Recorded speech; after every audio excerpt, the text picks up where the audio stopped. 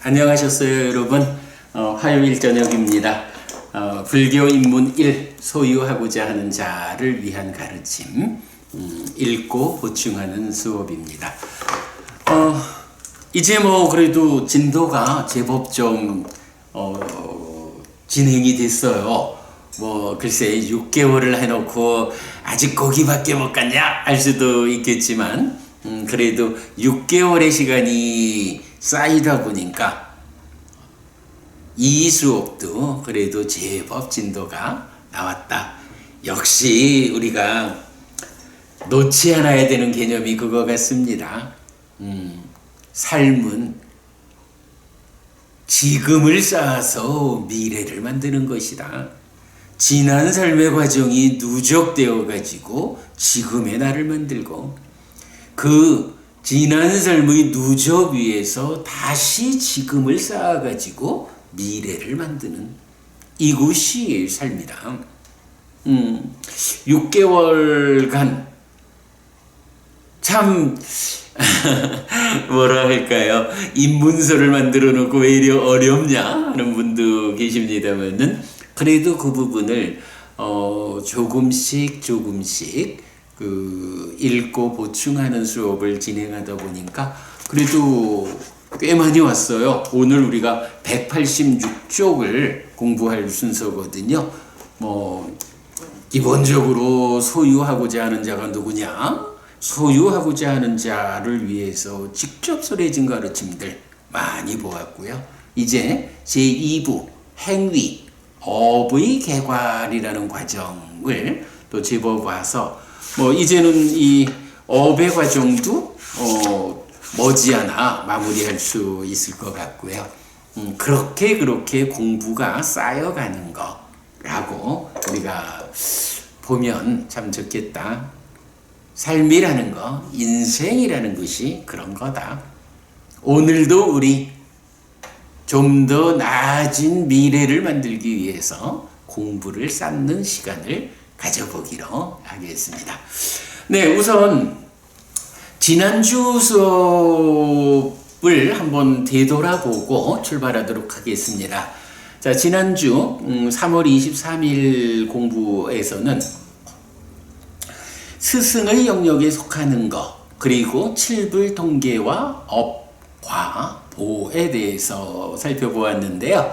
자, 먼저 가르침의 토대, 업과 결실있음과 노력이라는 이 토대 위에서 삶을 보는 바른 시각의 원초적 형태가 있다. 무엇냐? 저세상은 있다. 화생하는 중생이 있다. 업에는 과와 보가 따른다라는 이 가장 원초적 형태의 바른 견해는 사실은 우리가 직접 보지 못하는 영역이죠. 이렇게 스스로 보지 못하는 영역에 대한 부처님의 답변이어서 믿음에 의해 받아들여야 한다라는 점을 설명했습니다. 부처님께서 알려주는 내용이 있는데, 가르침이 있는데 스스로 확인할 수 없는 그 영역, 달리 말하면 스승의 영역에 속하는 그런 주제들에 대해서 부처님이 알려주는 답을 배제하고 다른 사람의 주장을 받아들여서 삶은 그런 것이요? 저 세상 없어? 이런 단멸적인 시각을 갖는다거나 이렇게 접근하는 사람은 근본적인 입장에서 말하자면 불교 신자라 할 수 없다. 우리가 스스로 확인할 수 없는 스승의 영역에 속하는 것에 대해서는 스승이신 부처님이 알려주는 대로 배워 알아서 내 삶의 기준으로 삼는 사람, 이런 사람이 불교 신자다. 이 내용이 가르침의 토대 위에서 삶을 보는 가장 원초적 형태의 바른 견해. 네, 이 주제로 우리가 작지 않은 시간 좀 상세하게 보았습니다. 이어서 아시반다카 부타경을 보았는데요. 죽음 이후를 결정할 수 있느냐라는 질문에 대해서 부처님이 한평생 지은 업이 이끄는 힘을 누구도 제어할 수 없다 라고 답하는데 업에는 과와 보가 따른다라는 측면에 확인을 해주는 거지요. 예, 뭐 여러분 잘 보아야 합니다. 이 전혀 경전에 없는 이야기로 마하목갈라나 존자의 어머니를 지옥에서 건져낸다든가 부처님 가르침에는 없는 내용입니다. 여러분 주목하셔야 하고요. 자, 그 다음에 칠불통계는 세 개의 개성으로 구성되는데, 자, 여기서 이제 우리가 칠불통계, 제악막작 중선봉행 자정기의 시제불교라는 이 칠불통계를 통해서 업이 악업과 선업으로 구성되는 것. 악업을 짓지 않아야 한다. 선업을 적극 실천해야 한다. 그리고 그 업의 뿌리에 있는 심, 마음을 탐진치로부터 청정히 해야 한다. 이것이 모든 부처님의 가르침이다 라고 해서 이제 이 업에는, 그러니까 내가 업을 지으면 이 업에서 어떤 결과가 생겨나가지고 나에게 경험되는가 라는 업의 과와 보라는 영역으로 우리가 주제를 틀은 거죠. 네. 칠불통계는 세 개의 개성으로 구성되는데, 두 번째 개성은 업과 과보의 측면을 지시합니다. 제악막작 중선봉행 자정기의 시제불교로 한역되어 널리 알려졌는데, 한역의 과정에서 심, 찢다라는 말이 의, 만어로 다르게 번역된 점은 주목해야 합니다. 요 부분 제가 강조해 드렸죠. 그래서 우리가 한 번, 두 번 이렇게 번역된 교재에 중심을 두지 말고 원래의 가르침 자체가 전승된 이러한 교재로, 즉 니까야로 부처님 살아서 직접 설한 가르침으로 공부의 중심을 삼아야 한다라는 부분 제가 다시 강조해 드렸죠. 사실 마음이라는 게 심이라는 것도 의라는 것도 식이라고 하는, 그래서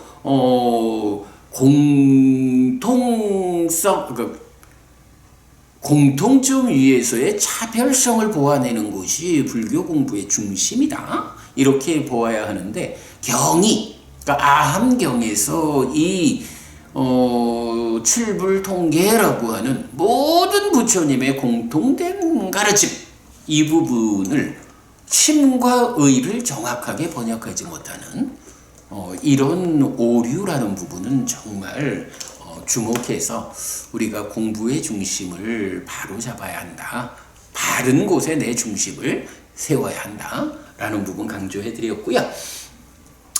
그래서 이 개성은 신구의 삼업에서 악업을 짓지 않고 선업을 지으면서 업의 뿌리인 심을 깨끗이 하는 것이 모든 부처님의 가르침이라고 해석됩니다.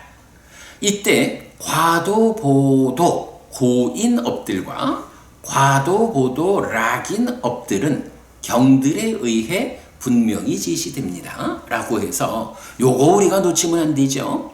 과도보도 괴로움인 업이 있고 과도보도 즐거움인 업이 있다 라고 해서 지난주 우리가 보았지만은 분명히 경을 통해서 이 표현을 직접 사용해서 부처님은 답을 주시는 거예요. 이럴 때 과도보도 괴로움인 업은 14도, 10악업, 그리고 화와 원한 내지 자책의 두려움 없음, 타책의 두려움 없음이라는 10가지로 구성된 법이 있었죠.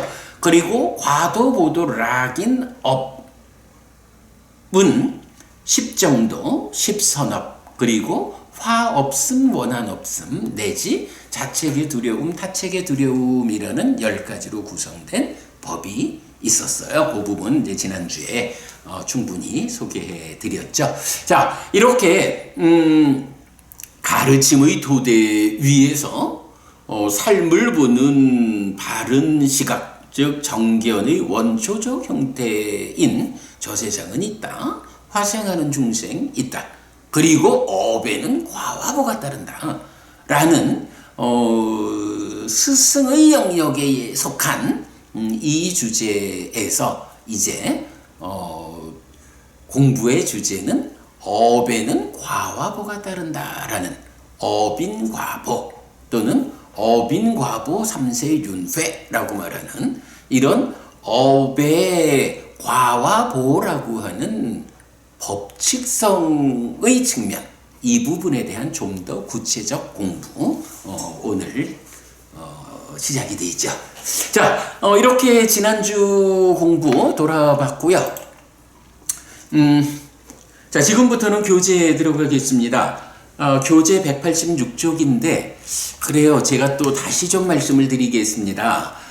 우리가 지금 6개월째 이 책으로 공부를 하고 있는데 아직도 6개월이랄까 1년이랄까 우리가 얼마나 자세하게 정말로 불교 신자로서의 기본이 되는 공부 해나가느냐에 따라서 글쎄 제 생각에는 어쩌면 앞으로도 한 1년 더 해야 할지도 모르겠어요. 제가 서둘러 가지고 진도를 나가려 하지 않거든요. 되도록 과정 우리가 알아야 하는 내용을 잘 보려 하는 거죠. 그런 점에서 다시 말씀드립니다. 되도록 이 시간 공부에는 여러분 이 교재를 함께 하시는 게 좋습니다.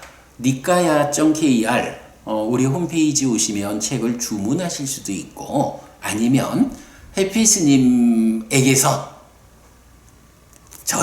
해피스님에게서 선물을 받았으면 좋겠다. 그게 좋겠다.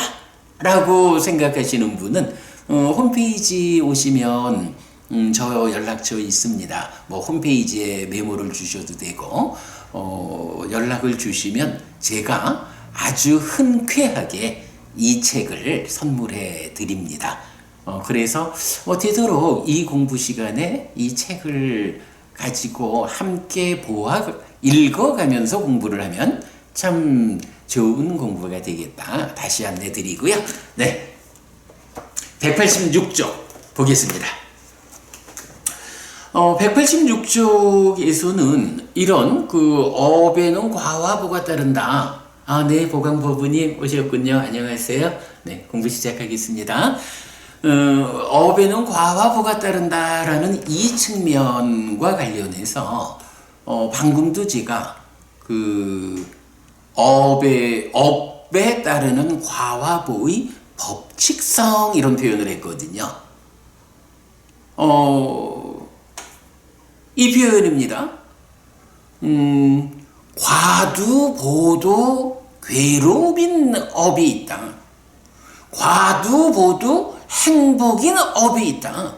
라고 말할 때 이러한 구분이 어찌 보면 아이고 불교 교리에 그렇게 못 박아두는 확정적으로 구분하는 게 있어? 이렇게 생각하는 분들이 계실 수도 있어요. 특히 이제 이 대승불교로 가면서 분별하지 말라고 이제 이런 주장들이 많이 생겨나서 이제 불교 신자들의 어떤 정서를 주도하고 있다 보니까 아니 불교가 분별하지 말라고 하는 가르침인데 무슨 그렇게 분별 지어가지고 확정적으로 과두보도 괴로움인 업이 있고 과두보도 행복인 업이 있다고 우리 말하는가?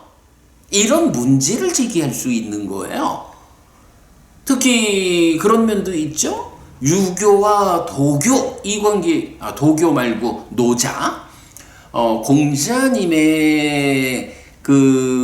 가르침 주장에 대해서 노자라는 스승께서는 사실은 공자님이 이러하다라고 삶의 기준을 세우는 데 대해서 노자께서는 공자여 그렇게 삶의 기준을 세워버리면 그 기준 자체가 오히려 악이 됩니다.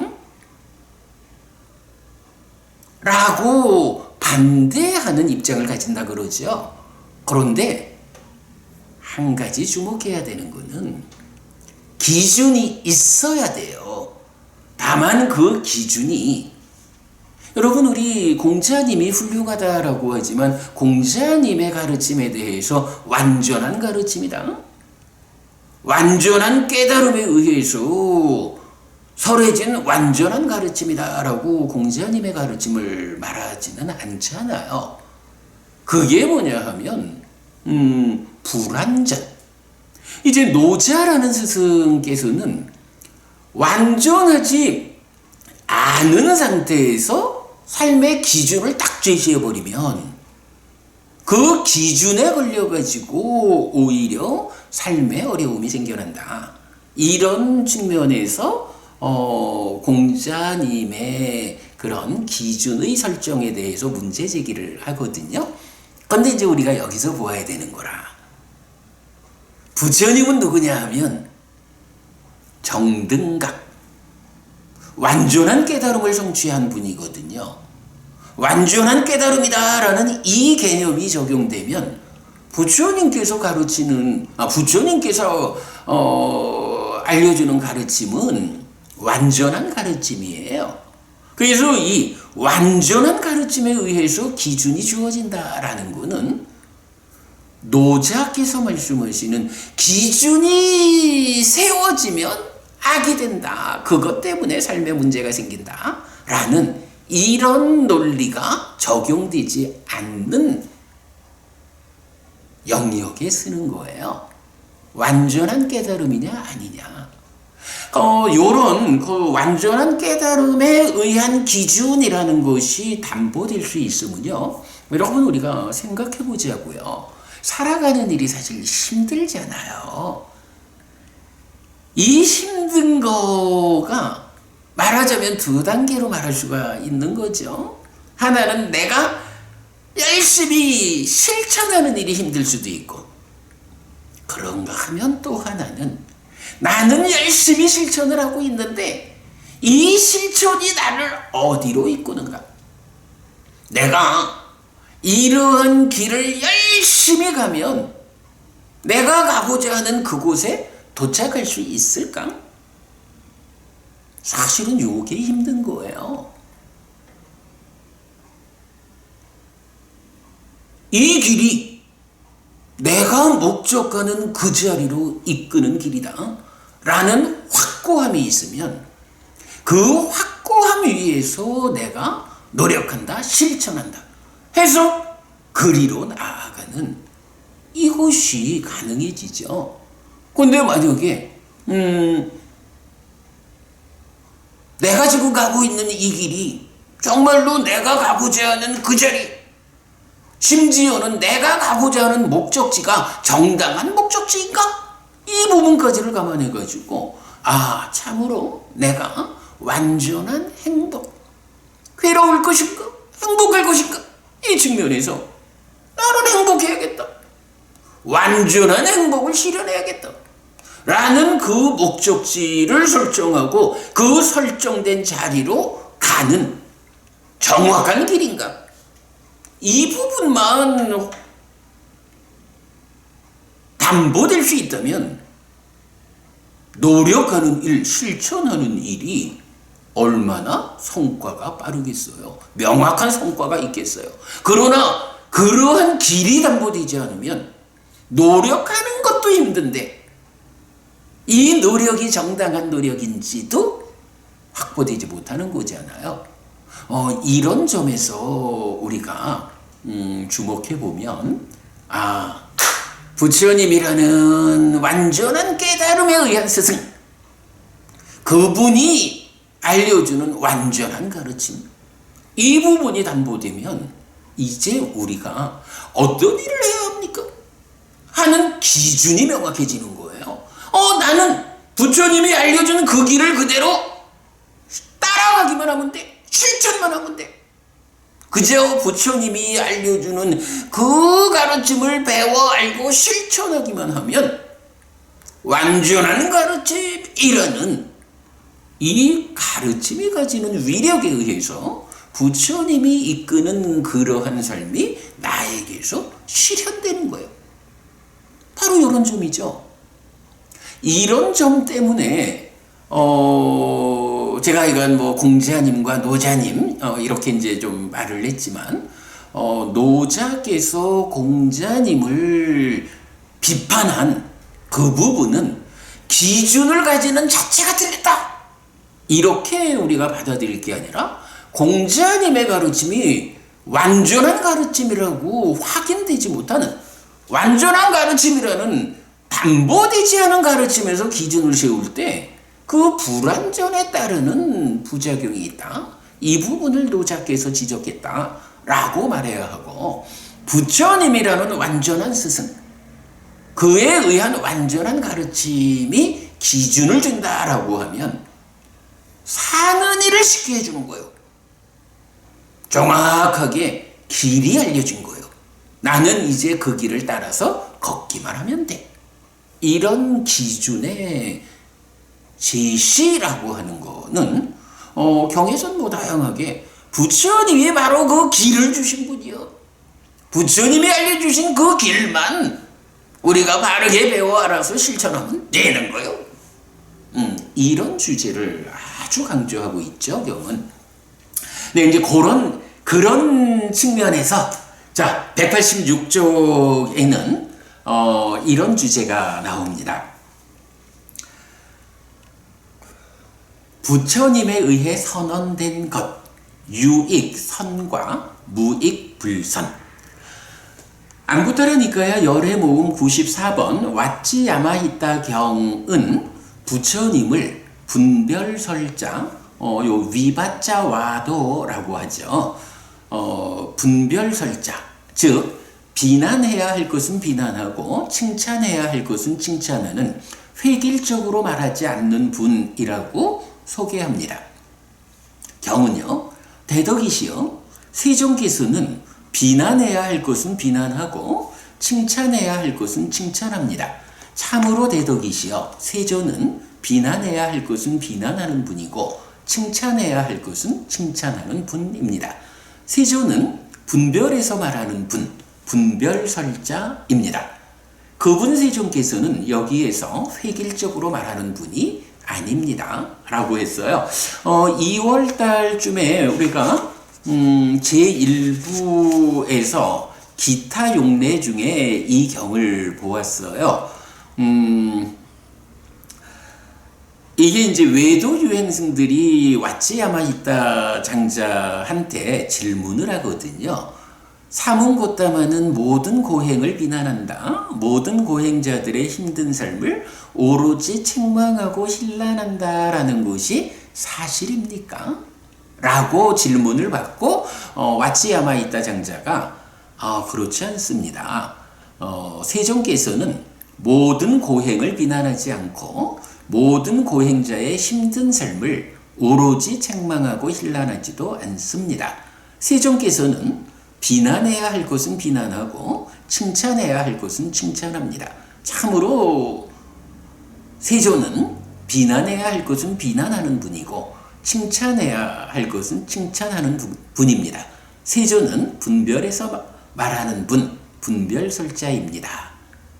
라고 부처님은 어떤 주제, 어떤 상황에 대해서 획일적으로 이러하다 저러하다 라고 말하는 분이 아니고 그 각각의 상황에 바르게 분별해서 말하는 사람이다 라고 분별설자, 분별해서 말하는 분이라고 이제 부처님을 소개하는 거예요.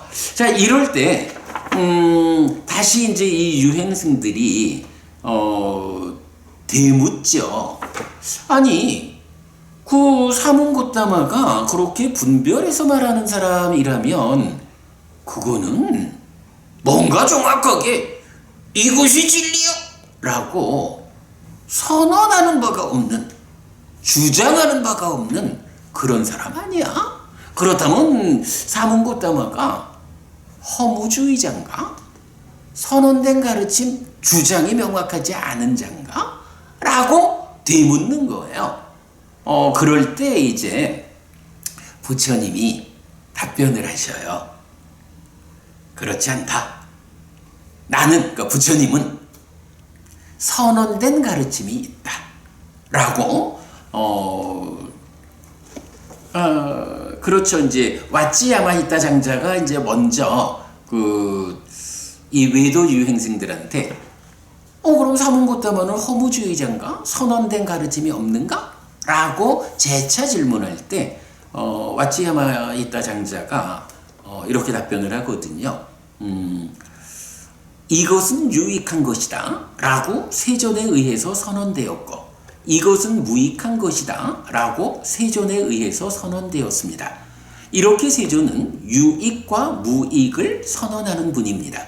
세존은 선언된 가르침이 있는 분입니다. 그분 세존께서는 허무주의자, 선언된 가르침이 없는 자가 아닙니다. 라고. 부처님이 분별해서 말하는 분이지만 분별해서 말한다라고 하는 이것의 내용이 무언가 중심되는 주장이 없이 중심되는 진리라는 어떤 깨달음 없이 그냥 이럴 땐 이렇게 말하고 저럴 땐 저렇게 말하고 이런 것이 아닙니다. 부처님은 이것은 유익한 것이다. 이것은 무익한 것이다. 라고 유익과 무익을 선언합니다. 라고 말을 하는 거예요. 이 부분을 우리가 정말 주목해야 되는데 부처님의 가르침, 부처님께서 나는 이러한 것을 말한다. 라는 이 주제에 대해서 이제 왓지야마히타 장자는 한마디로 말을 하는 거예요. 부처님의 선언은 이것은 유익한 것이고 이것은 무익한 것이다 라고 이익되는 거, 이익되지 않는 거, 선, 악 이 부분을 선언하는 분이다. 그래서 어떤 상황이 주어지면 당신께서 선언한 이익되는 것이냐 이익되지 않는 것이냐 선이냐 악이냐 이 측면에 의해서 그 상황을 잘 분석해가지고 거기에 맞는 답을 준다. 사실 이제 부처님을 말할 때 이제 응병여약 뭐 이런 표현을 많이 하잖아요. 그 병에 따라서 약 처방을 주는 분이다. 이렇게 이제 부처님을 많이들 알고 있잖아요. 그 의미가 따지면 바로 이런 거예요. 어떤 상황이 벌어졌어요. 그러면 그 상황에 대해서 어찌해야 할까? 라는 이 답을 상황은 이런 상황인데 거기에 답은 딱 결정돼 있어가지고 상황이 어쨌든 간에 상관하지 말고 무조건 이렇게 해. 이런 답이 옳은 답이 아니라는 거예요. 이익될 것인가 손해될 것인가 선일까 악일까 이 부분에 대한 명확한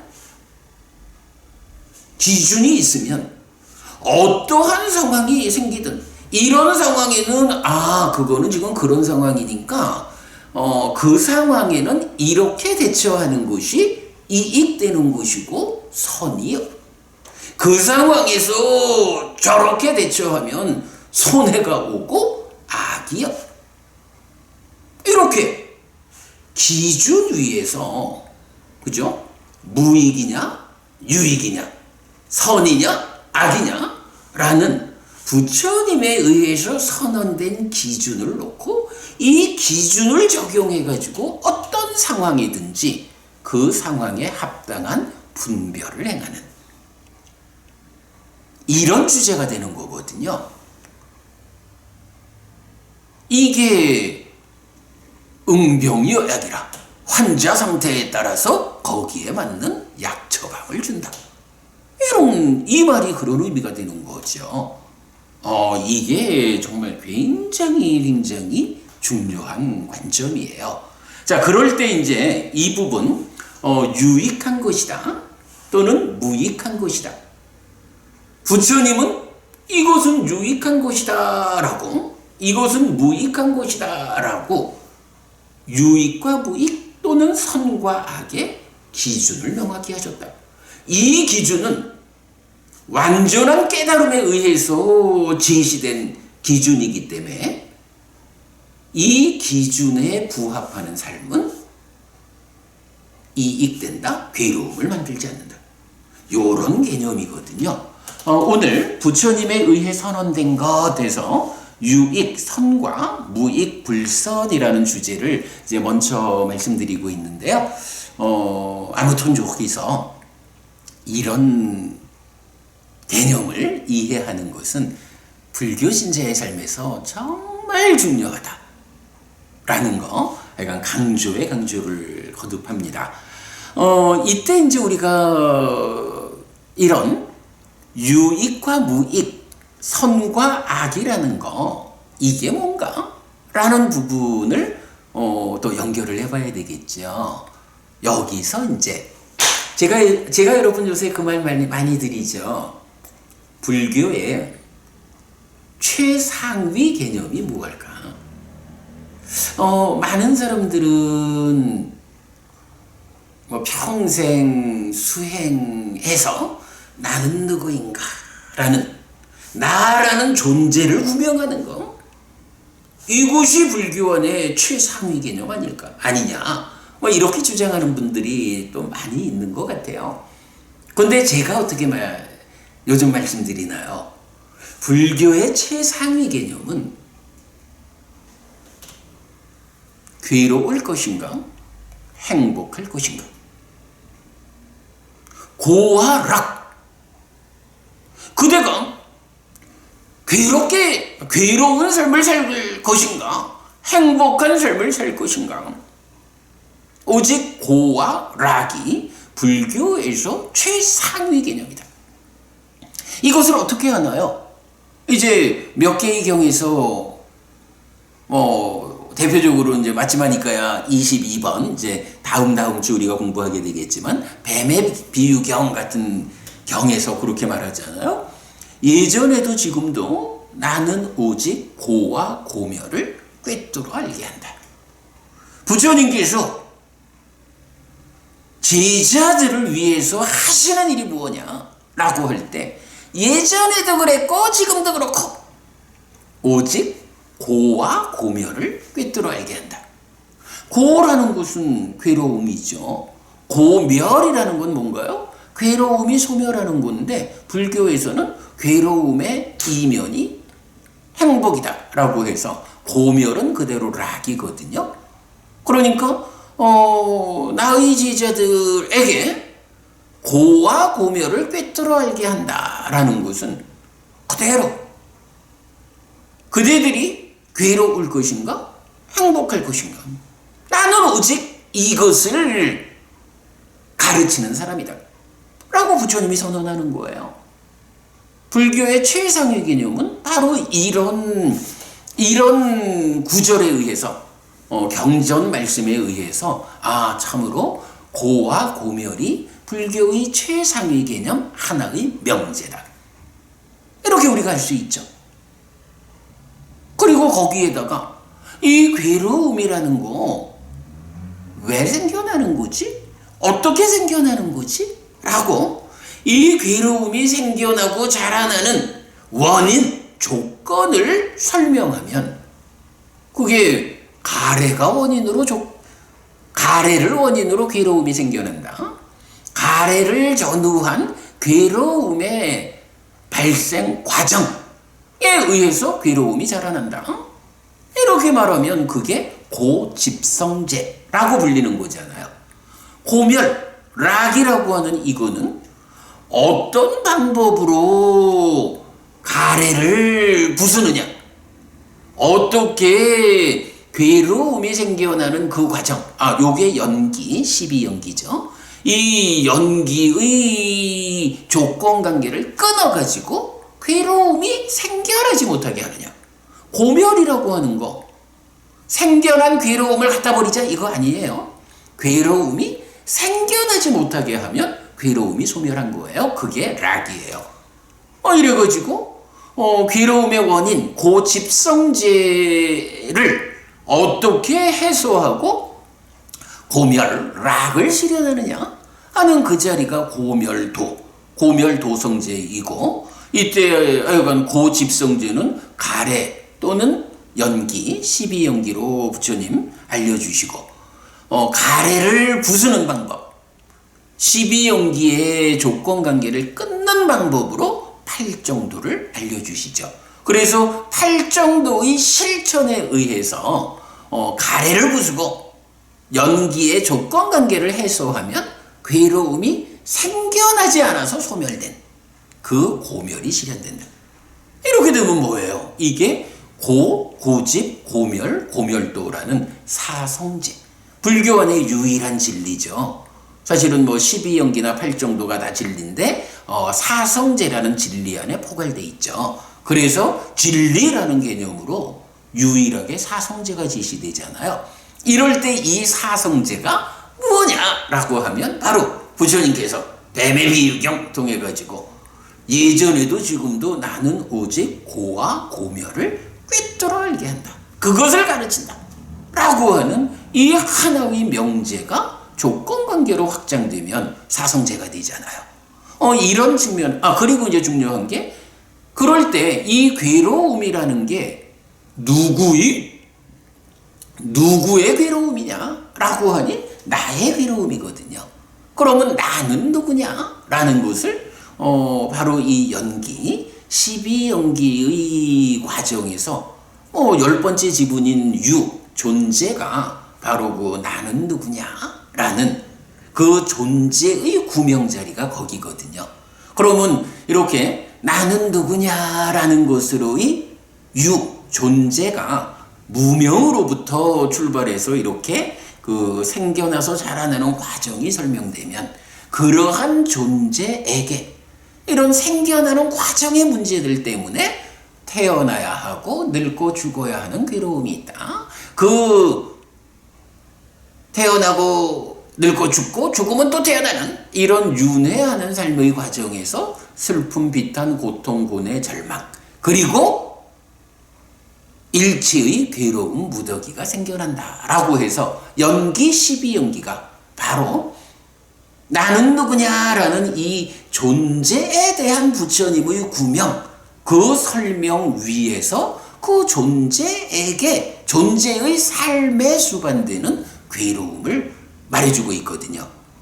이래서 많은 사람들이 불교 안의 최상위 개념은 나는 누구냐라는 존재의 구명이라고 생각을 하고 있지만, 사실 불교 안의 최상위 개념은 그거 아니다.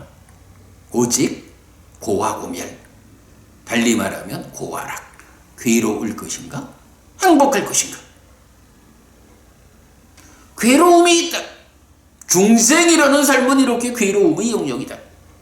어떻게 이 괴로움을, 중생이라는 삶의 영역에 수반되는 이 괴로움을 해소하고 행복을 실현할 것인가? 이게 불교다. 그러면 그 괴로움이 누구의 괴로움이냐? 나의 괴로움이다. 그러므로 나는 누군지라는 존재를 구명해야 하는 이 필요성이 고와 고멸의 안에서 2차적으로 나는 누구냐라고 하는 존재의 구명이 진행된다. 부처님은 연기, 12연기를 통해서 존재의 구명 위에서 고와 고멸이라고 하는 이 최상위 개념을 제시하는 거죠. 이 얘기 제가 약간 요즘 이제 자주 드리는 말씀이니까요. 어쨌든 불교 안의 최상위 개념은 고와 고멸이다. 자, 이렇게 고와락, 괴로울 것인가 행복할 것인가를 놓고 이제 부처님에 의해 선언된 것이 유익선 또는 무익불선 이랬거든요. 유익이라는 건 뭘까? 사실은 단순해요. 먼저 무익이라는 걸 볼까요? 유익에 반대되니까 이익되지 않는 거, 손해되는 거. 이게 뭐예요? 여러분, 어떤 삶의 결과로 여러분이 괴로워진다면 그 괴로움을 결과 맺는 그런 삶이 이익되는 건가요? 손해되는 건가요? 저는 분명히 답할 수 있어요. 저는 이렇게 어떤 삶의 행위의 결과로 괴로움이 생긴다라고 하면 괴로움을 생겨나게 하는 이러한 삶, 이러한 행위는 손해되는 것이다. 무익한 것이다. 라고 저는 말하고 싶어요. 반대로 어떤 삶, 어떤 행위를 통해서 행복이 생겨났다. 이런 행위를 했더니만은 뒤따라 행복이 생겨나서 경험됐다. 이러면 이것이 이익되는 것이다. 유익이다. 저는 이렇게 말하는데 한 점에 망설임이 없다라고 말하고 싶고요. 그런가 하면 이제 선과 악을 선과 악 또는 선과 불선을 유익과 무익에 함께 말하고 있는데 선이라는 것은 무엇고 불선, 악이라는 것은 무엇이냐? 이 부분에 대해서는 우리가 분명한 답을 갖고 있어요. 부처님은요, 불선, 악이라고 하는 거를 어디에 적용하냐 하면 바로 그거예요. 어떤 삶, 어떤 행위의 결과로 괴로움이 생겨났다. 이거 불선. 달리 말하면 악이에요. 어떤 삶, 어떤 행위의 결과로 행복이 생겨난다. 이거 선이에요. 불교에서 설명하는 유익과 무익, 선과 불선 또는 악, 이것의 개념이 바로 그러한 삶, 그러한 행위의 결과로 행복이 생겨날 것이냐, 괴로움이 생겨날 것이냐, 이겁니다. 그러면 생각해보면 당연하죠. 불교의 최상의 개념이 무엇이냐? 고와 고멸이다. 나는 누구냐? 이건 부차적인 문제고. 그렇다고 그게 중요하지 않다는 얘기는 아닙니다. 괴롭다, 행복하다, 누가 괴롭고 누가 행복하냐?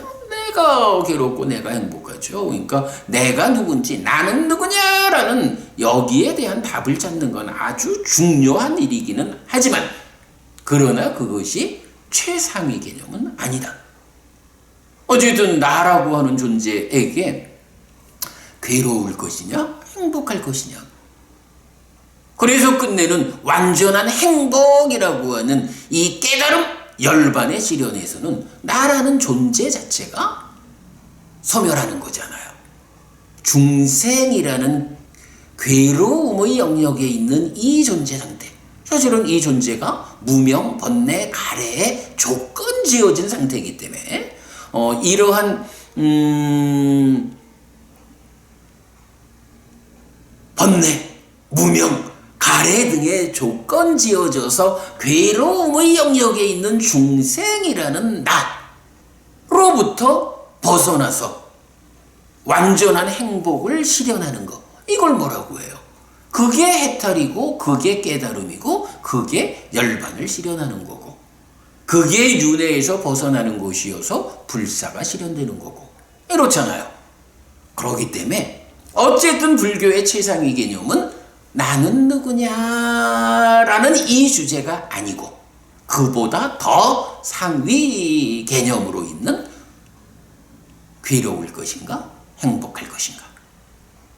부처님께서 나는 오직 고와 고멸을 꿰뚫어 알게 한다 라고 말씀하시는, 조건관계로 확장하면 사성제라는 진리가 되는 이 부분을 우리가 바르게 좀 이해를 하면 불교 공부가 아주 쉬워지죠.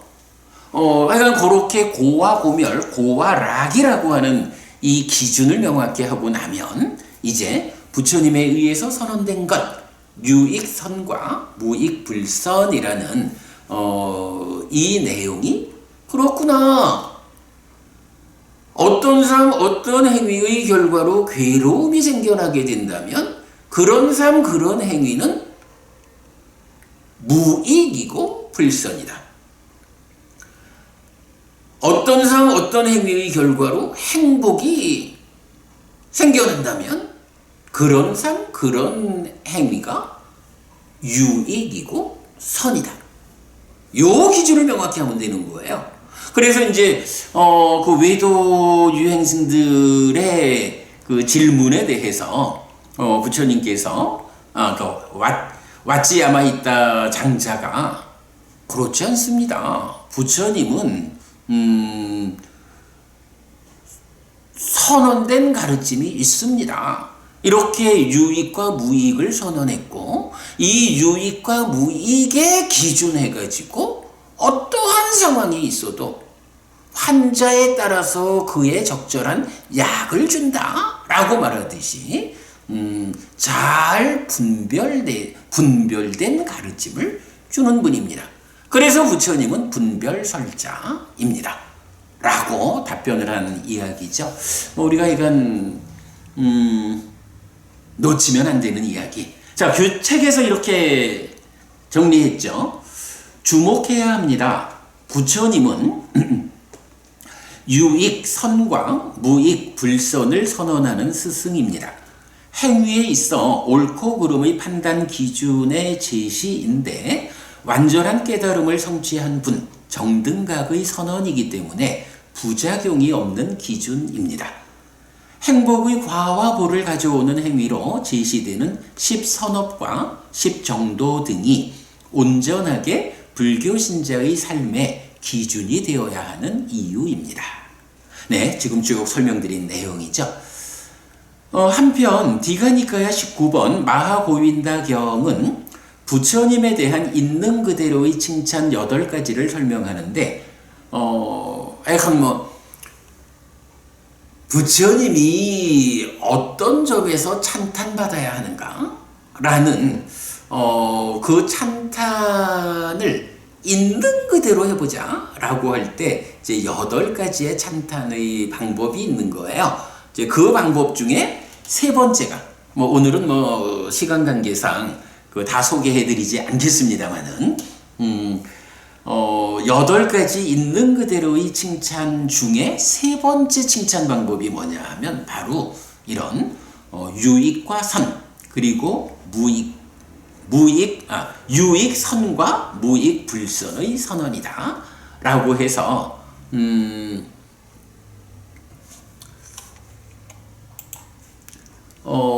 보면 이게 이제 디가니까야니까 강목스님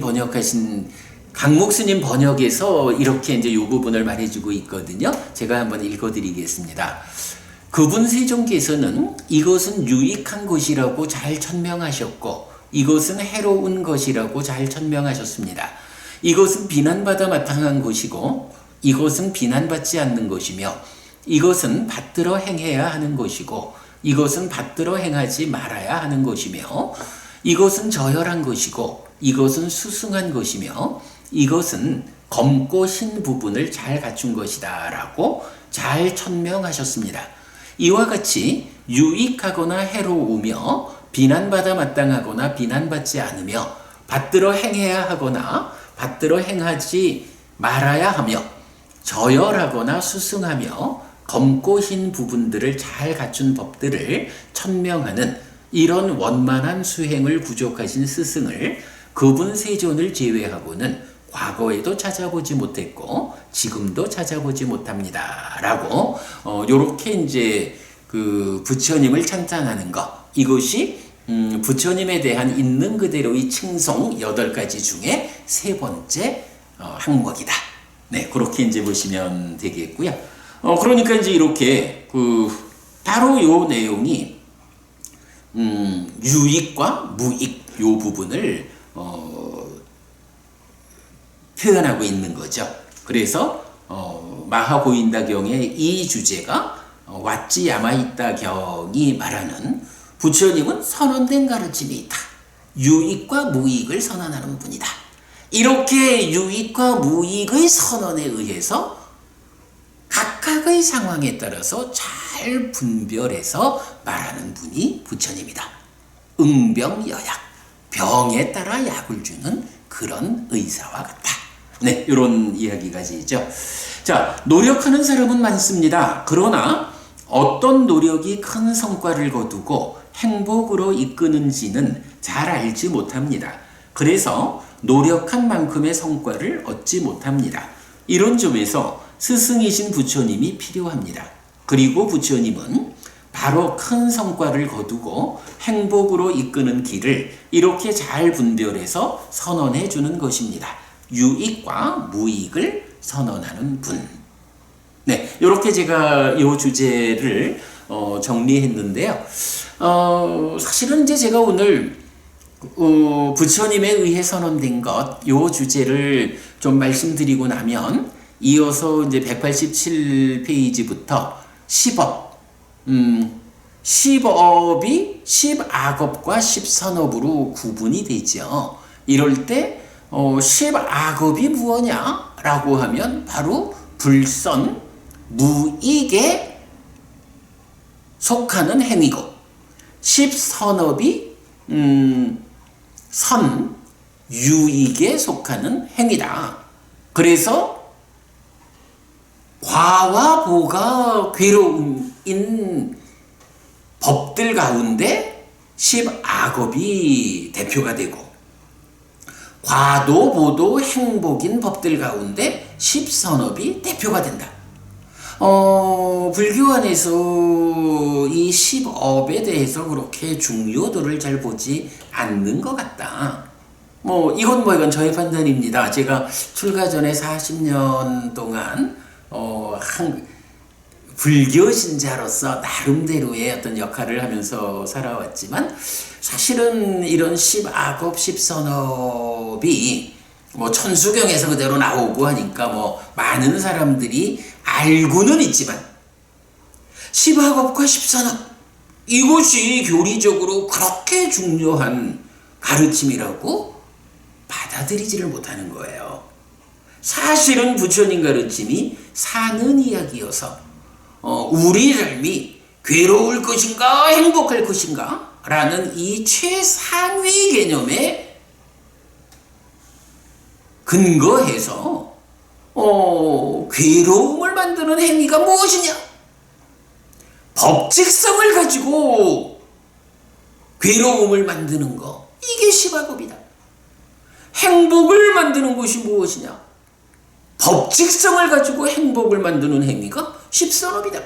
이런 명확한 기준으로 지시되는 것이다 라는 부분을 불교계에서 좀 미리 보완했다면 사실은 불교 신자들에게 무언가 좀 형이상하게 가까운 그런 삶의 이야기를 벗어난 어떤 개념, 관념적인 주제로 불교 신자를 이끌지 않고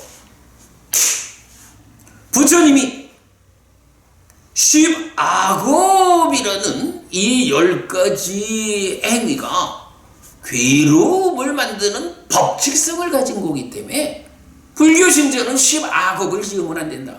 10악업을 지으면 괴로움이 생겨나서 그대가 괴로움을 겪어야 한다. 또한 남들에게까지도 괴로움을 겪게 만든다. 안 된다. 불교 신자는 10악업을 지으면 안 된다 라고 수도 없이 반복해서 강조해주고 10선업이라는 것이 있다. 이것이 그대에게 이익을 주고 행복을 주는 것이다. 그뿐만 아니라 그대와 함께하는 그대의 업의 대상이 되는 존재들에게도 이익을 주고 행복을 주는 것이다. 그러므로 불교 신자는 10선업을 적극 실천해야 한다. 그래서 괴로움을 버리고 행복을 만들어야 한다. 이 부분에 한국 불교가 좀 더 집중되었다면 한국 불교의 현실이 지금보다는 훨씬 더 좋았을 수도 있다라고 생각을 합니다. 그래 이제 이 10악업과 10선업이 이렇게 교리적으로 중요하고 경에서 나오기도 엄청 많이 나와요. 정말 맞지마니까야 또 안구따라니까야 이쪽을 중심으로 해서 이 10악업, 10선업은 중심 주제로 나타나는 경들이 무지하게 많아요. 아주 중요한데 이 중요한 주제를 경을 중시하지 않는 풍토 때문에 놓치고 있는 거예요. 그러다 보니까 불교 신자가 정말로 부처님 가르침을 배워 알고 실천하는 일을 통해서 행복을 만드는, 삶이 향상하는 이런 성과를 직접 거둘 수 있는 기회가 주어지지 않았다. 그러다 보니까 그 무리들이 함께하는 불교 자체가 힘을 잃었다. 이렇게 우리가 현재 한국 불교의 현실을 진단해도 된다. 어쨌든 한국 불교가 관념적인, 개념적인, 형이상하게 가까운 그런 주제들로 불교 신자들의 관심을 이끌지 않고 어떻게 하면 그대 자신의 삶을 행복으로 이끌 것인가? 라고 삶의 이야기에 직접 중심을 둔 가르침으로 이끌어가야 불교 신자들의 삶이 행복해지고 향상하고 불교가 힘이 있어진다. 이런 부분에 우리가 앞으로라도 지금부터라도 좀 더 주목하면 좋겠어요. 오늘 하여간 이 10업을 그러다 보니까 이제 사실은 그러면 10악업은 구체적으로 무엇고 10선업은 구체적으로 무엇냐? 우리가 보통 살생투도 사음 망어양설악고 기여감탄진해 사견 이렇게 알고는 있는데 이렇게 중요한 기준으로 제시되는 교리라면 대충 알아가지고는 안 되잖아요. 경이 무엇이 살생이냐, 무엇이 투도냐, 무엇이 사음이냐, 10악업을 정의를 해주고 있어요. 물론 10선업이 함께 정의가 되죠. 오늘 제가 이제 그 부분을 좀 함께 소개해 드리려고 준비를 했는데, 시간이 좀 부족할 것 같아요. 그래서 요 10업에 대해서 그 정의된 내용을 공부하는 일은 다음 주로 미루고, 오늘은 제가, 사실은 우리가 또 지금 말하고 있는 부처님에 의해 선언된 것, 이래서, 부처님이 누굽니까? 분별에서 말하는 분, 분별설자입니다. 라는 이 분별설자라는 주제도 사실은 우리가 좀 정확히 잘 보고 가야 하는 중요한 주제거든요. 그래서, 제가, 니카야에 보면 이 분별설자라는 용어가 두 개의 경에서 나타나요. 하나의 경은 이제 지금까지 설명한 왓지야마이타 경이고요. 이제 또 하나의 경은 마치마니카야 99번 수바경이라는 경이 있는데, 지금 이제 우리가 이렇게 마치마니카야 관통하는 공부를 진행하고 있는데, 지난주에 20번까지 밖에 아직 못 갔어요. 99번 가려면 시간이 좀 걸려요. 제가 미처 이 경을 번역을 아직 못했기 때문에, 제가 오늘, 대림 스님께서 번역하신 이 마치마 니카야에서 요 주제와 관련한 부분을 좀 읽어드리면서, 분별설자라는 이 용어가 어떤 주제에서 다시 나타나고 있느냐 하는 부분을 남은 시간 동안 어느새 8시네요. 30분밖에 시간이 안 남았네. 남은 시간 동안에 맞지마니까야 99 수바경에서 어떤 측면에서 이렇게 부처님이 분별설자라고 나타나는가 하는 주제를 좀 설명해 드리도록 하겠습니다.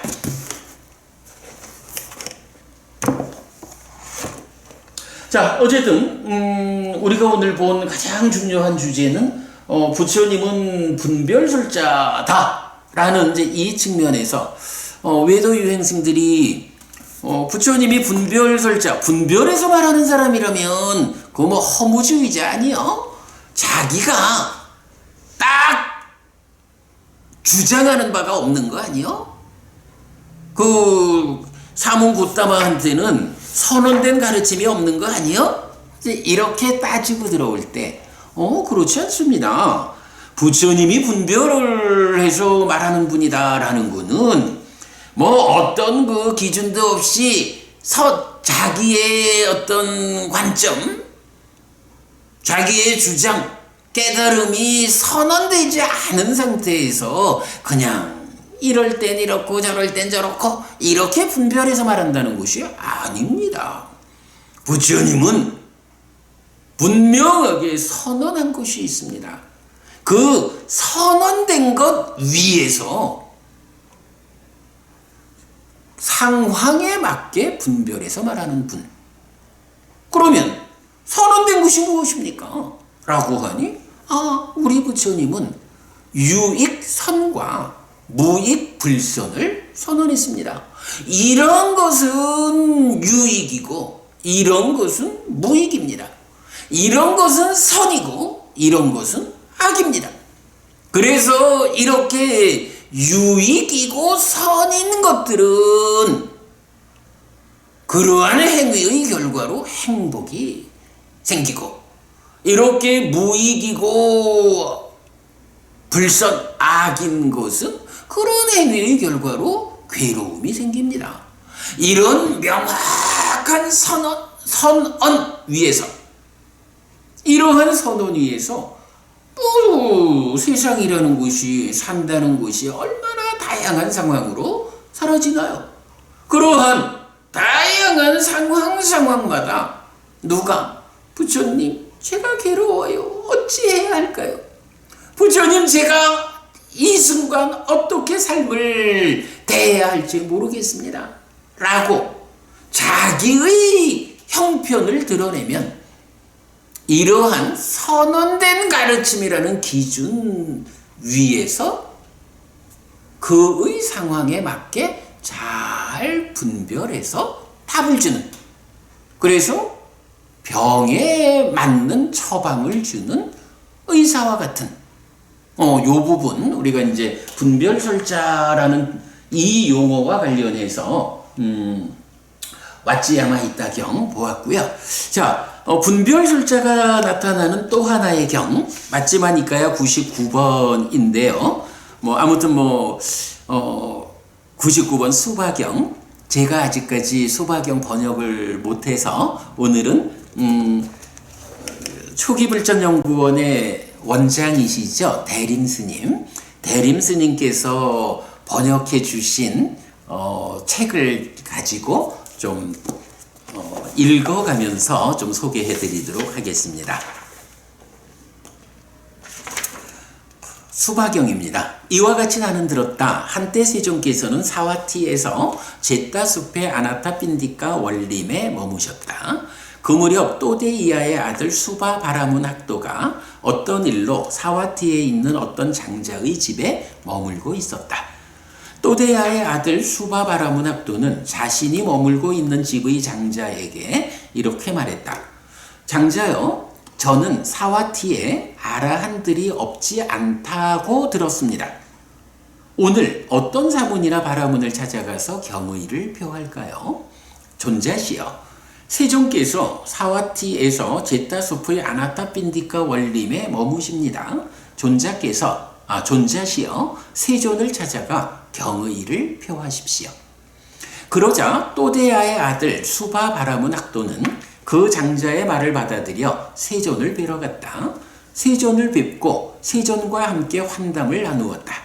유쾌하고 기억할 만한 이야기로 서로 담소를 하고서 한곁에 앉았다. 한곁에 앉아서 또대야의 아들 수바 바라문 학도는 세전께 이렇게 말씀드렸다. 자, 이제 본 주제가 나오죠. 곧다마 존자시여 바라문들은 이렇게 말합니다. 제가자는 옳은 방법인 유익한 법을 성취하지만 출가자는 옳은 방법인 유익한 법을 성취하지 못한다. 라고 여기에 대해서 곧다마 존자께서는 어떻게 말씀하십니까? 그러니까 이제 이런 이야기죠. 세상에는 출가자도 있고 제가자도 있죠. 그럴 때 제가자는 옳은 방법인 유익한 법이라는 것을 성취해요. 왜? 제가자들은 열심히 일을 하잖아요. 열심히 일을 하니까 그 열심히 일할 때 옳은 방법으로 일을 해가지고 그 결과로 유익한 것들이 생겨나죠. 우리 보통 하는 말로 하면 정당한 방법에 최선의 노력을 얹어서 부자 되는 거지요. 제가자는 이렇게 정당한 방법에 최선의 노력을 얹어서 부자 된다라는 옳은 방법인 유익한 법을 성취하잖아요. 그런데 출가자는요, 하는 일이 있나요? 그러니까 출가자는 옳은 방법인 유익한 법을 성취하지 못한다라고 바라문들이 말하는 것을 들었습니다. 라고 이제 수바가 부처님한테 그렇다지요. 제가자는 이렇게 성취가 큰데 출가자는 성취하지 못한다지요. 제가 그 바라문들이 이렇게 말하는 거를 들었거든요. 곧다마 존자, 부처님, 당신은 이 부분에 대해서 어떻게 생각합니까? 라고 질문을 한 거예요. 참 출가자인 부처님한테 와가지고 제가자는 성취하는 게 많은데 출가자는 성취하는 게 없잖아요? 라고 내 얘기는 아니고 바라문들이 그렇게 말합니다. 어떻게 생각합니까? 이런 질문을 한 거예요. 자, 그랬더니 이제 부처님의 답변입니다. 바라문 학도요, 이것에 대해 나는 분석해서 말하지 한쪽으로 치우쳐서 말하지 않는다. 저는 이제 분별설자, 분별해서 말한다라고 번역을 했는데 이제 대림 스님은 요 부분을 분석해서 말하지라고 분별 대신 분석이라는 번역을 하셨어요. 나는 분석해서 말하지 한쪽으로 치우쳐서 말하지 않는다. 바라문 학도요, 제가자이건 출가자이건 그들의 그릇된 도닦음을 나는 칭송하지 않는다. 바라문 학도요, 제가자이건 출가자이건 그릇되게 도닦는 자는 그릇된 도닦음으로 인해 옳은 방법인 유익한 법을 성취하지 못한다. 바라문 학도요, 제가자이건 출가자이건 그들의 바른 도닦음을 나는 칭송한다. 바라문 학도요, 제가자이건 출가자이건 바르게 도닦는 자는 바른 도닦음으로 인해 옳은 방법인 유익한 법을 성취한다. 요게 이제 부처님 답변이에요. 그러니까 부처님, 제가 우리 바라문들한테 듣기로 제가자는 성취하는 게 많은데 출가자는 성취하는 게 없다라고 들었거든요. 이 주제에 대해서 부처님은 어떤 생각을 가지고 계십니까? 라고 질문하니까 여기서 부처님의 답은 그게 출가자냐 제가자냐의 구분에 의해서 성과가 있고 없고 한 게 아니고 제가자든 출가자든 그릇된 도닦음, 잘못된 실천이죠. 그릇된 실천을 하면 그릇된 실천이라는 것이 원인이 돼가지고 유익한 법을 성취하지 못해. 이렇게 말씀하시는 거예요. 반면에 제가자건 출가자이건 그들의 바른 도닦음, 올바른 실천을 하면 그 올바른 실천에 의해서 유익한 법이 성취되는 거예요. 이렇게 말하는 거예요. 자, 그러면 이게요, 참 그 관점의 차이고 분별의 차이라 바라분들은 성취라는 것을 놓고 출가자와 재가자라고 하는 이 삶의 형태를 가지고 구분을 해가지고 재가자는 성취할 수 있는데 출가자는 성취할 수 없어 라고 견해를 가지고 있는 거예요. 그렇게 주장을 하는 거예요.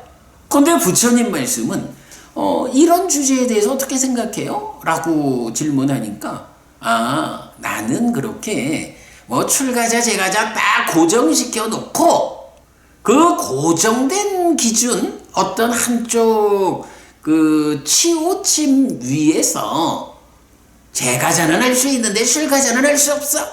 뭐 이런 편파적인 이런 주장을 하는 사람이 아니요.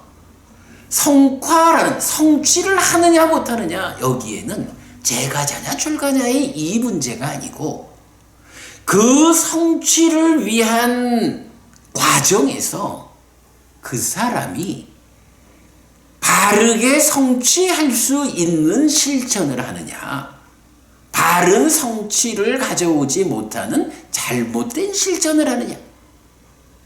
재가자는 재가자대로 재가자의 영역에서 성취할 수 있는 바른 실천을 하면 바른 실천에 의해서 성과가 있고, 재가자라 해도 자기의 그 바른 성취를 가져올 수 없는 잘못된 실천을 하면 성과를 내지 못하는 거예요.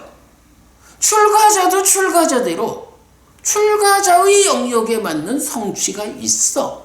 그런데 이 출가자가 그 성취를 위한 바른 실천을 하면 성취할 수 있고, 바른 실천을 하지 못하면 성취할 수 없는 거예요. 이렇게 성취가 있습니까? 없습니까? 성취할 수 있나요? 성취할 수 없나요? 라는 이 주제에 대해서 출가자냐 재가자냐, 출가자는 할 수 없고 재가자는 할 수 있다, 이런 어떤 편파적인 치우친 말을 나는 하지 않아. 오직 출가자는 출가자대로 자기의 성취를 위한 바른 실천을 하면 성취되는 거고, 재가자는 재가자대로 자기의 성취를 위한 바른 실천을 하면 성취하는 거예요. 그러지 못하면 성취 못하는 거예요. 요렇게 분별해서 말하는 사람이요. 라고 이제 부처님이 답을 하신 거예요. 자, 그랬더니 이제 수바 바라문학도가 또 이어서 말을 하죠. 곧다마 존재시여, 바라문들은 이렇게 말합니다. 재가자의 삶은 일거리가 많고 직무가 많고 관리해야 할 것이 많고 갖은 노력이 있어서 결실이 많다.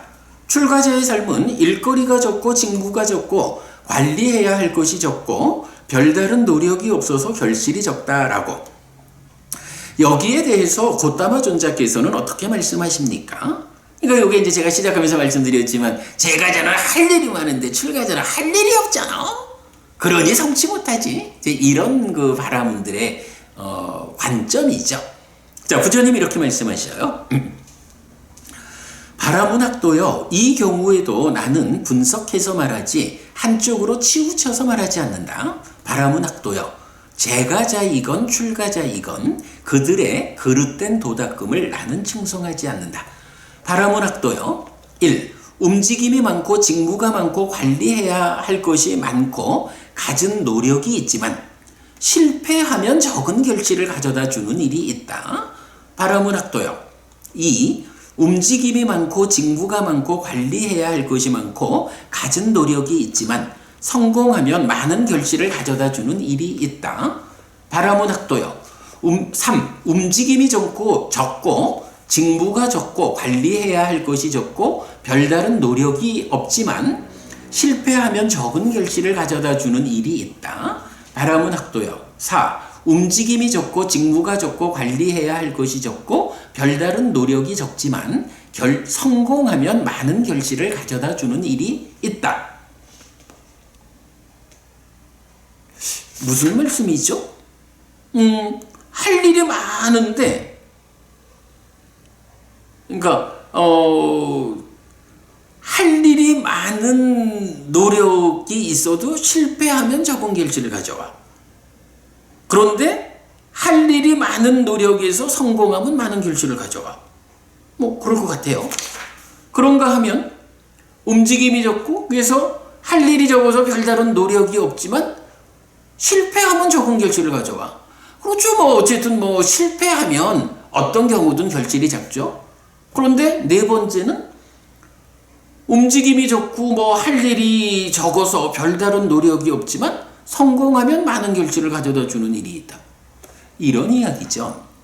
어떤 일이든 실패하면 결실이 적어요. 결실이 없는 거예요. 그건 당연하고. 그런데 성공했을 경우를 두 가지로 보는 거예요. 어떤 일은 움직임이 많고 직무가 많고 관리해야 할 것이 많고 갖은 노력이 있는데 성공하면 많은 결실을 가져와.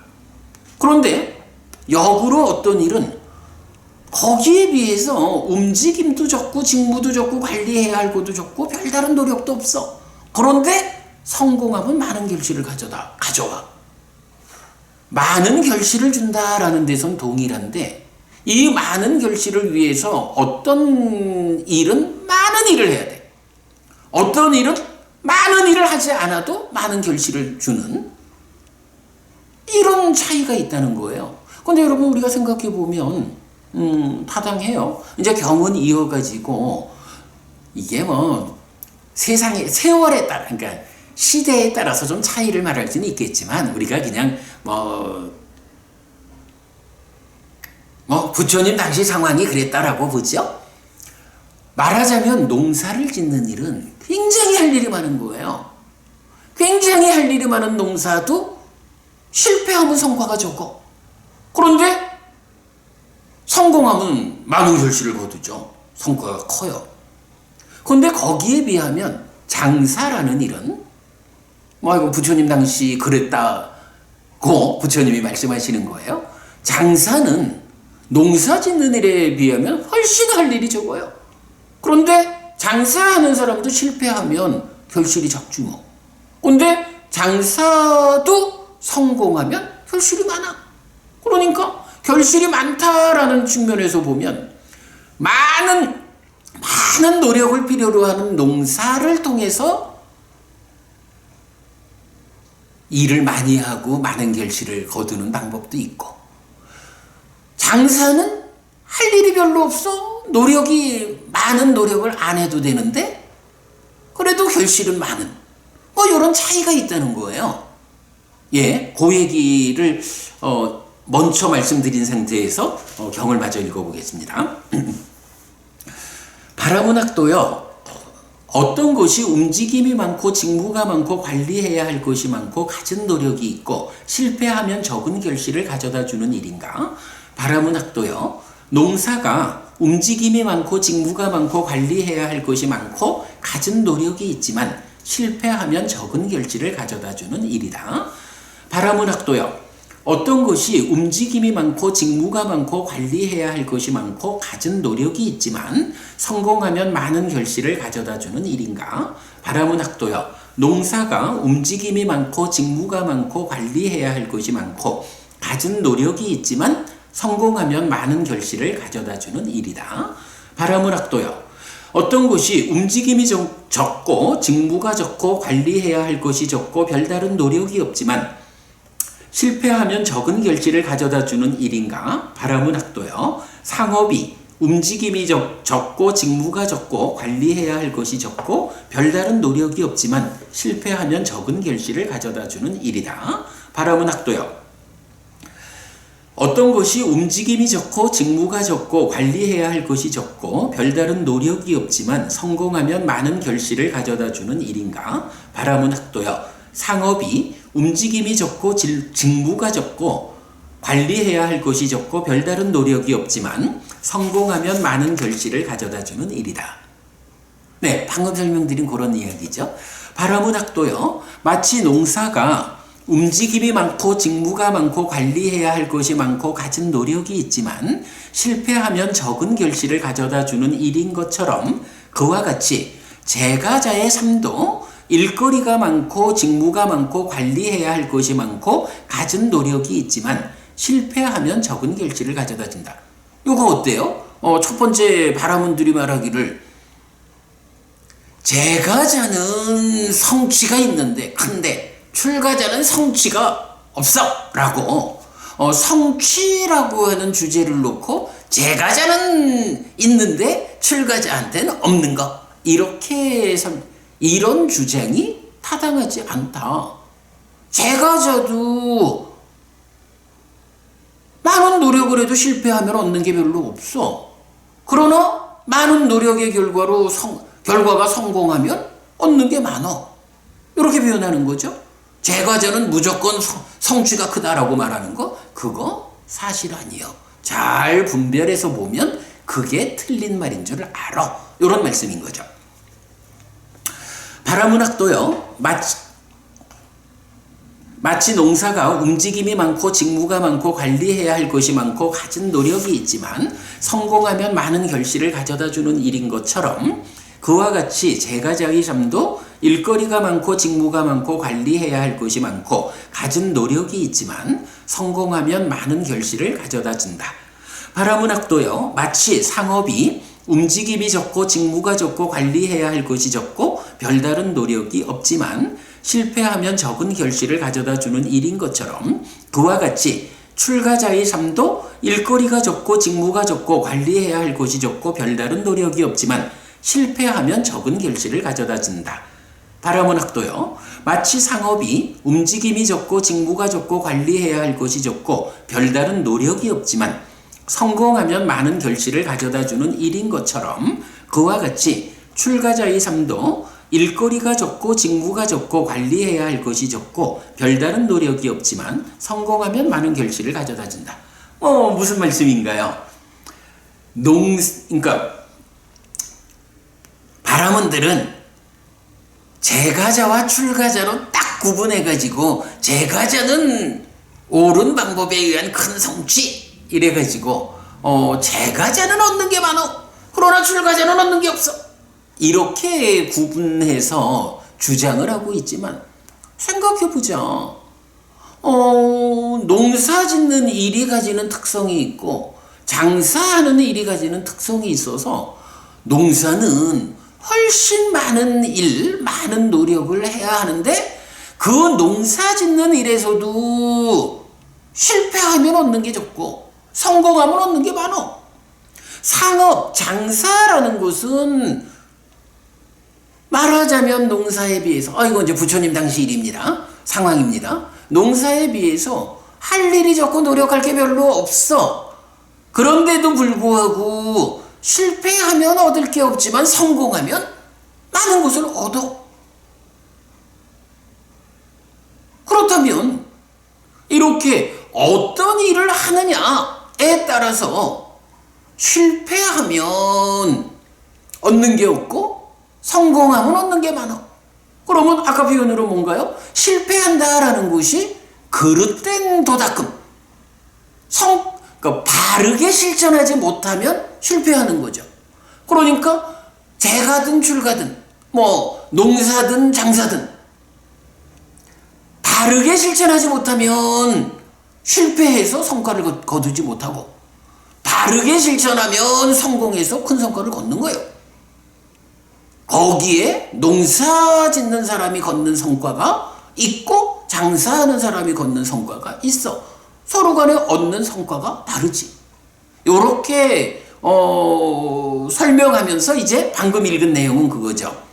그렇듯이 말하자면 제가자의 역할을 농사 짓는 일에 견주고 농사는 아주 할 일이 많고 많은 노력을 필요해. 그 일이 말하자면 제가자의 삶이야. 거기에 비해서 장사는 할 일이 적고 노력이 적어. 그런데도 실패하면 얻는 게 없고 성공하면 얻는 게 많아. 말하자면 장사는 제가자의 삶이 농사에 견주어진다면 거기에 비해서 할 일이 적고 노력이 적은 요것은 출가자의 삶이요. 이렇게 부처님 비유를 하신 거죠. 그래가지고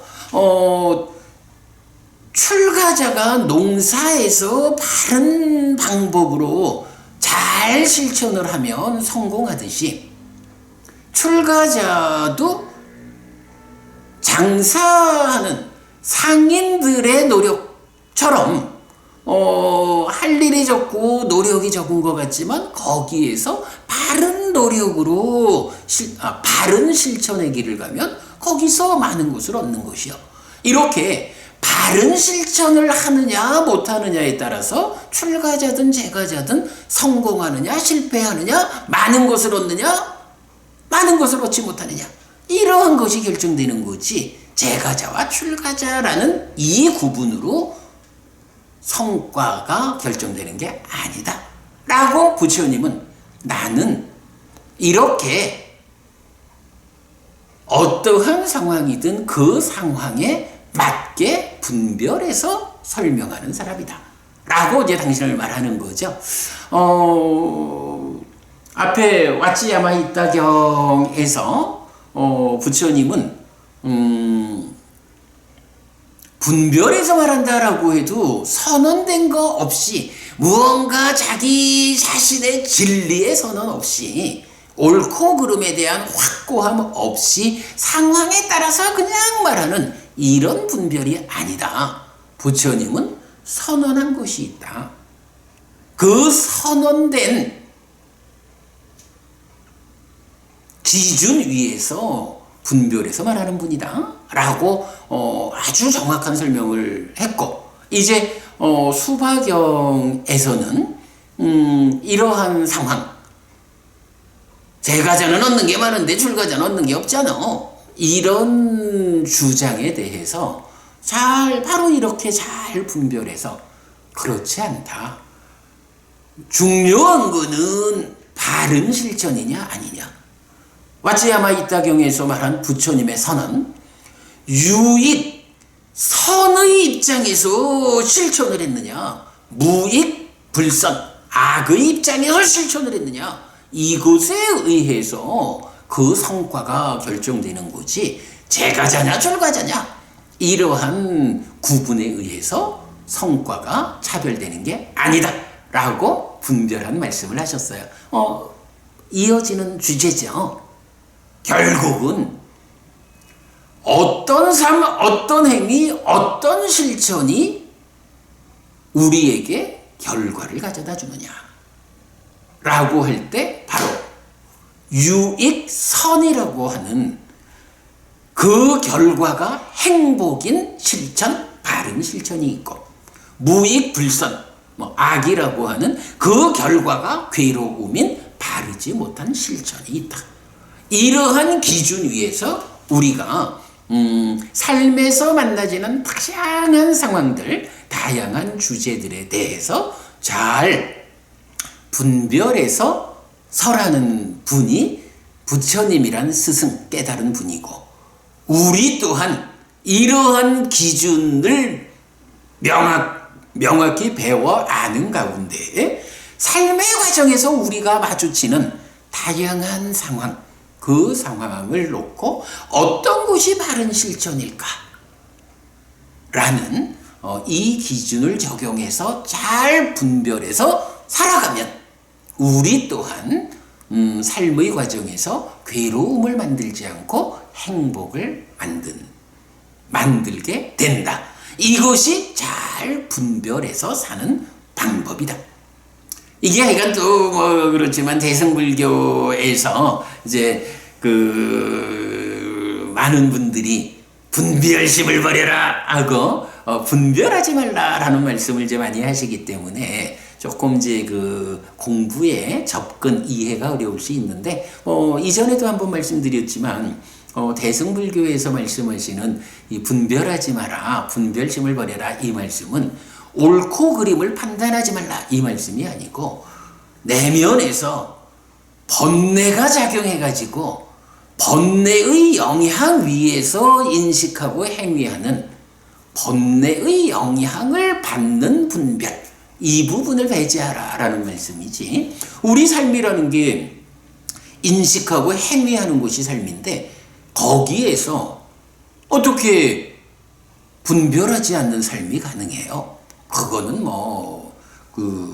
그 말씀을 어떤 의도에서 쓰신 것일까? 이런 면에서 그 대승불교에서 말하는 분별하지 마라, 분별심을 버려라 하는 요 차원하고는 우리가 구분해야 하고, 당연하지 않겠어요? 부처님 스스로 나는 분별설자다, 분별해서 말하는 사람이다 라고 말씀하시는데, 분별하지 말자라고 말하면 부처님을 따라 배우지 말자라는 이야기가 되는데 불교 신자의 삶은 아니죠. 네, 그런 측면 우리가 좀 잘 이해하면 좋겠고요. 오늘 제가 미처 번역 속도가 따라가지를 못해서 오늘 초기불전연구원 대림스님께서 번역해 주신 맞지마니까야 99번 수바경을 대림스님의 도움으로 함께 공부했습니다. 감사드리고요. 자, 이제 마무리하겠습니다. 자, 이제 성과라는 말이 있었거든요. 수바경에서. 그러면 출가자도 바른 실천을 하면 커다란 성과가 있고, 바른 실천을 하지 못하면 성과가 없다. 라고 말씀을 하셨는데, 그러면 바른 실천은 무엇냐? 라는, 이 내용에 대해서는 경 하나를 추천해 드리겠습니다. 디가니까야 2번 사문과경이 있거든요. 사마나 팔라 숫당 이래 되죠. 이 사문과경이 뭐냐 하면 바로 사문에게 뒤따라오는 결실 요 얘기예요. 그래가지고 출가하면 부처님이 출연하고 부처님의 말씀을 부처님이 출연해서 법을 설하고 범행을 드러내면 그것을 듣는 사람이 믿음을 일으켜가지고 출가를 하면 이제 출가사문이 되는 거예요. 그러면 이 출가사문이 어떤 삶의 과정, 어떤 공부 과정을 거칠 때 거기에서 커다란 사문의 결실, 성과를 얻을 수 있느냐 라는 부분을 이제 설명하는데 이건 출가자의 삶을 시작부터 쭉 자세히 설명하고 그래서 나중에 삼매에 들어서 초선, 제2선, 제3선, 제4선이라는 8정도가 말하는 정정, 바른 삼매죠. 이런 바른 삼매를 닫고 그 토대 위에서 지화견 이래서 무색계를 성취한다거나 또는 의성신이라는 색계 높은 하늘 수준의 몸을 만들어서 색계의 신들과 직접 만나는 이런 방향도 있고, 그 다음에 우리가 육신통이라고 알고 있는 이런 이제 육신통의 과정에서 전체적으로 8개의 과정을 말해주면서 이 삼매에 드는 초선에서부터 깨달음까지 가는 그 전체 과정이 사문의 결실이다. 이렇게 알려주는 경이거든요.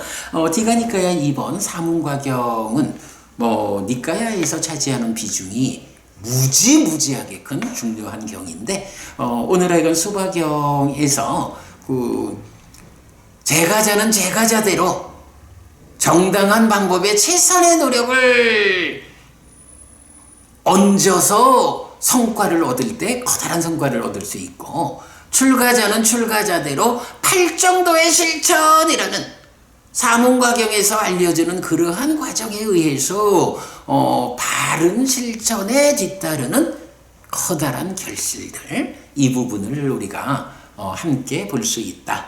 네, 이렇게 연결해서 말씀드렸습니다. 아이고, 이런 시간이 7분이나 초과해버렸군요. 죄송합니다. 이제 마무리하겠습니다. 오늘 어쨌든 원래 생각은 부처님에 의해 선언된 것에 이어서 10업을 직접 경전이 시법을 각각을 어떻게 정의하는지 해서 시법을 공부하려고 생각했는데 부처님에 의해 선언된 것 분별설자라는 이 주제가 워낙에 비중 있는 주제다 보니까 제가 수박경까지 함께 소개하면서 오늘 수업은 요 한 가지 주제로 마무리를 했습니다. 다음 주에 시법에 대한 상세한 설명 공부하도록 하겠습니다. 네, 여러분 고맙습니다.